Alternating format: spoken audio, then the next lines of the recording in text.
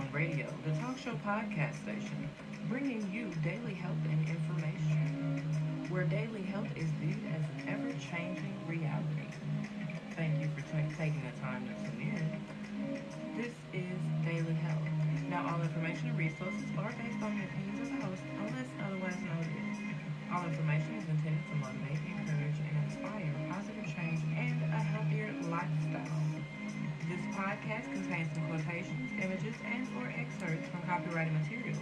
These uses fall well within the copyright doctrine of fair use.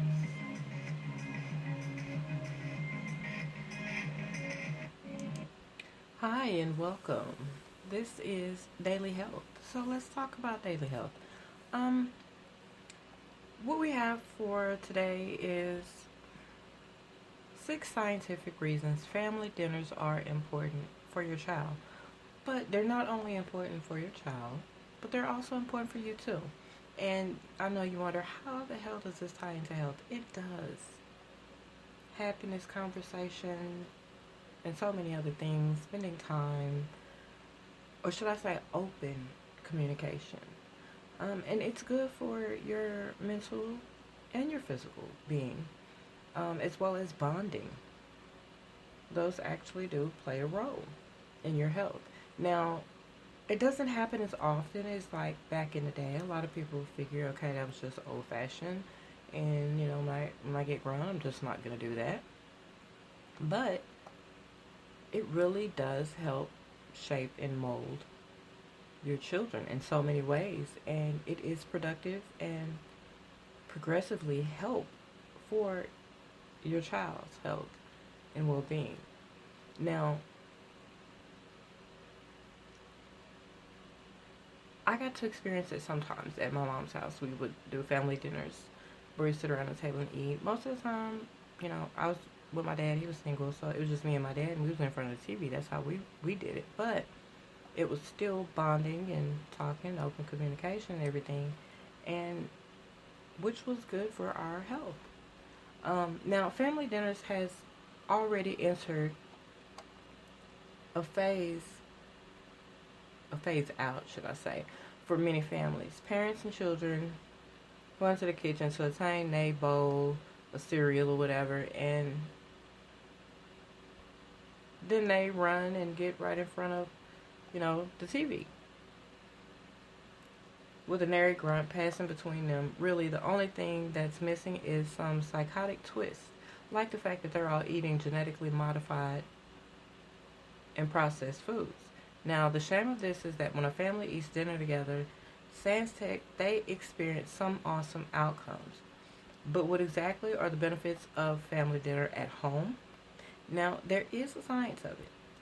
All of the things you think researchers would put their minds to, family dinner ranks down there with how to make farts smell better. I know. But it turns out there are some striking benefits to the increasing lost art of group gustation. Now, here's what eating at home as a family can do for everyone. It's a developmental boost. For the smallest family members, sharing a dinner at the table with parents does several very awesome things. First, it helps promote language skills as you talk to them and your partner about the day. It also helps them develop patience and dexterity through the use of utensils. And it helps them develop social skills that includes manners and taking turns, as well as sharing. Now, all of that while they blissfully paint your walls with macaroni and cheese. Now, it also improves mental health. Now, one study published in the Journal of Pediatrics found that kids who regularly enjoyed family meals were less likely to experience symptoms of depression and less likely to get into drug use. Because, let's face it, nobody passing joints at the dinner table. We're just not doing that. Now, it also, like I said before, it helps with bonding. Now, researchers also suggest that when a family eats together, they feel a strong bond with one another. Everyone leads disconnected lives at work and at school, or as well as online, and this time allows them to reconnect. It's the unification that plays a major role in it. And you'll also be able to keep tabs on your kids' lives. You can see what the hell they doing. So when Ricky tells Tina that Julie said Tommy was going to ask Rebecca to be his girlfriend, you'll know about it. Now, it also leads to better grades. The National Center on Addiction and Substance Abuse at Columbia University has done a series of studies on the importance of family meals. One showed that kids who eat with their family less than 3 times a week were twice as likely to report receiving C's or worse in school. Kids who ate with family 5 to 7 times per week did much better, reporting mostly as A's and B's. Pardon me, as A's and B's. Now, either the lasagna is genius fuel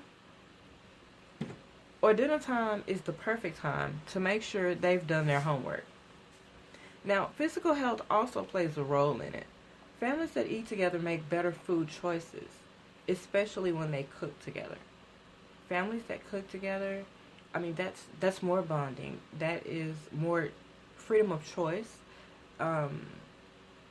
It's definitely social skills, as well as working together, being a team player. Children are learning all that. Now, one study from Stanford University reported that kids who eat family dinners are less likely to grub on fried food and saturated fats while seeking out stuff like fruit and veggies. Now, additionally, research from American Society for Nutrition found that young children who ate at home with their families had a lower body mass index than kids who did not. So they're a little less, heavy.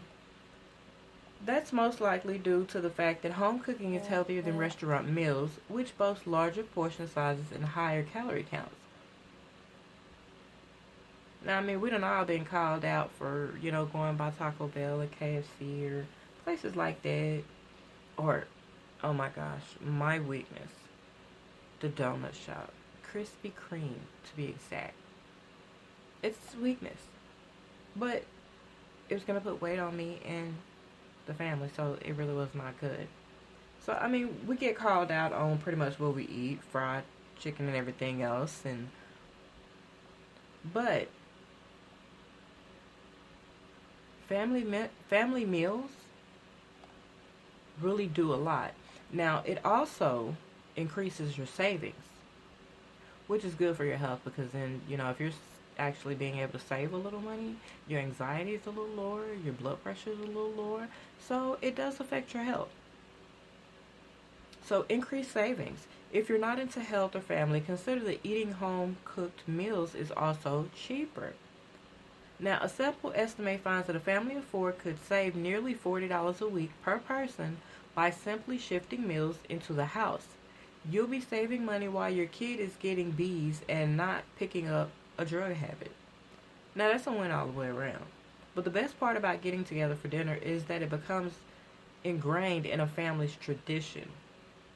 So that way, it's something that continues and it becomes a legacy. Now, if you start the habit early, that's when you get it.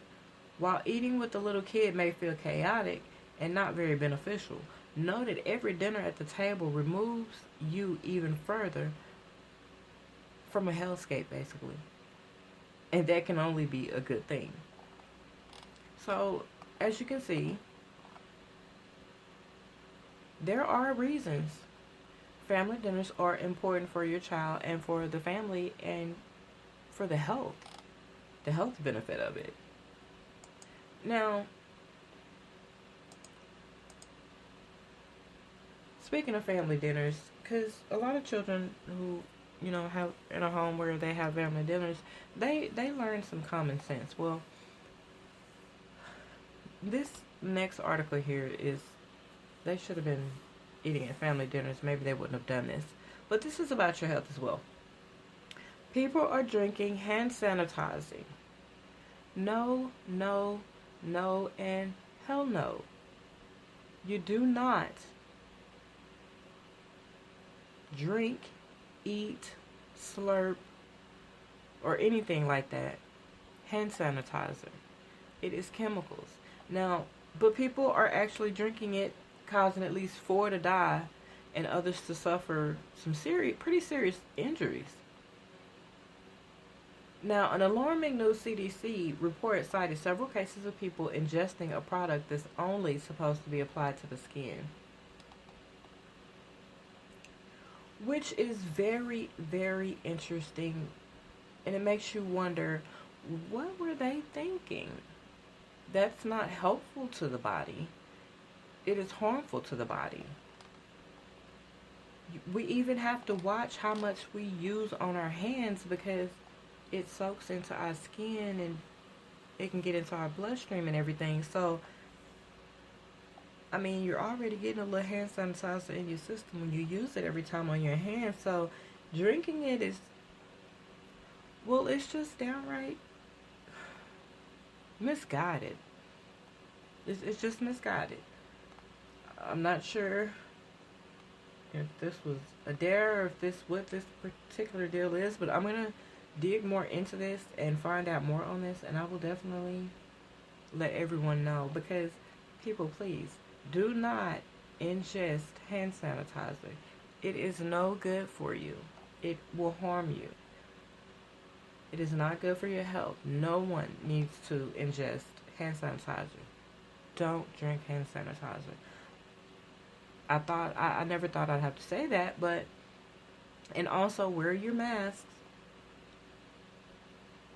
I know it's a song, but we want to end the COVID-19 as well. So please continue to wear your mask and think safety first. Think about your health.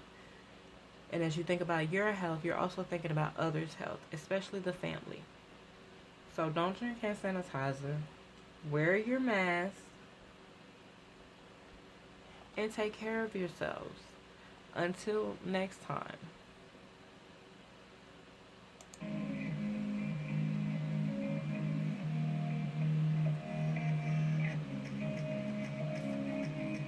You have been listening to On One Radio, the talk show podcast. This has been Let's Talk Daily Health, where daily health is viewed as an ever-changing reality. If you would like to get in contact with On One Radio, the email is onOneRadioTalk@gmail.com. Place it to the attention of Daily Health. I have been your host, Tony Williams, and thank you for listening. For more, you can find me on YouTube. The name is Tony On One. You can find On One Radio on Facebook. On One's Day One's private Facebook group, WordPress, Twitter, Instagram, Tumblr. On One Radio's out there. And I care.